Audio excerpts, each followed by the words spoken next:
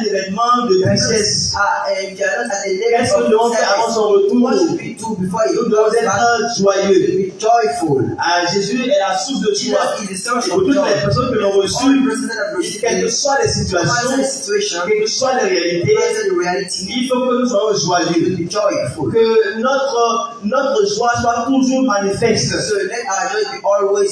Jésus a dit à ses disciples, Jean 14, verset 1, que votre cœur ne se tourne point. Croyez en Dieu, croyez en moi. Si le cœur est troublé, il sera impossible de manifester la joie. C'est pour ça qu'il ne faut pas céder au trouble. Il ne faut pas se laisser aller à l'anxiété. Il ne faut pas se laisser apeurer. Il faut que nous soyons joyeux. Et il a dit dans Philippiens, il a dit, n'est-ce pas, que nous devons être toujours joyeux. Toujours joyeux. Toujours joyeux. Et de ne pas nous inquiéter. Au lieu de l'inquiétude, nous devons venir devant sa présence. Tu ne laisses pas les de nos réalités. Nous décharger sur lui, le laisser l'espace au Québec, nous tracasse, et nous vaquons, n'est-ce pas, à la joie. Soyons joyeux. Jésus est dans la source de notre joie. Verset 53. Et ils étaient continuellement dans le temple, louant et bénissant Dieu. Avant son retour, continuellement dans le temple, être continuellement dans sa présence. Être continuellement, n'est-ce pas, dans l'intimité avec lui. Être continuellement dans la pratique de ses principes. Être continuellement en train de le servir. Louant et bénissant Dieu. Louant et bénissant Dieu. Continuez, n'est-ce pas, de prêcher la repentance. De prêcher le pardon des péchés. Et de continuer d'être un témoin.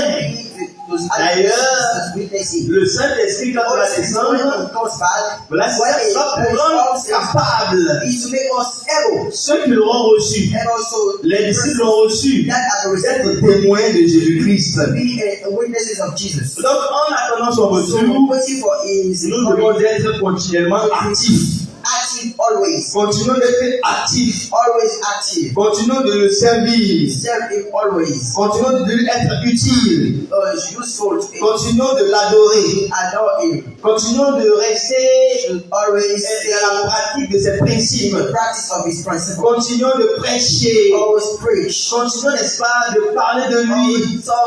Continuons de le glorifier et dans l'église et dans l'église. Continuons de manifester la foi. C'est ça aussi sa question fondamentale. Quand il reviendra, est-ce qu'il nous trouvera avec la foi? Ou est-ce qu'il nous trouvera déconcentrés? Ou emportés par autre chose? Continuons de vivre en un mot pratiquement celui que nous avons reçu et que lui continue d'œuvrer pour nous, même étant au ciel. Et nous aurons besoin d'aide. Il le sait, nous aurons besoin d'aide. C'est pourquoi nous devons nous organiser. Sa promesse est d'envoyer un autre consolateur. Même nous sommes dans la commémoration de cet événement. Le Saint-Esprit est déjà descendu à la Pentecôte pour nous fortifier, nous soutenir, veiller sur nous, nous aider à vivre la vie chrétienne. Et donc, si nous retrouvons ici par la grâce de Dieu, dans 10 jours, et nous parlerons de cela. Que le Seigneur nous bénisse. Alors, tu vas te tenir debout.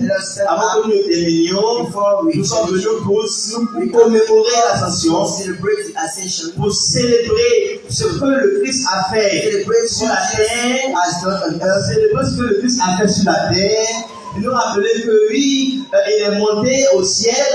C'est aussi une garantie que ceux qui l'ont reçu, quand ils mourront, ils vont aussi connaître une ascension, ils vont connaître une montée. Ça, c'est indéniable. Ça, c'est une vérité pure que Jésus est monté. Et nous arrivons aussi de faire quoi? De monter avec lui. En attendant, on fait quoi? Continuons de le servir, continuons de l'adorer. Est-ce que tu peux acclamer le Seigneur? Que Dieu te bénisse. Que Dieu nous bénisse et bénisse son assemblée.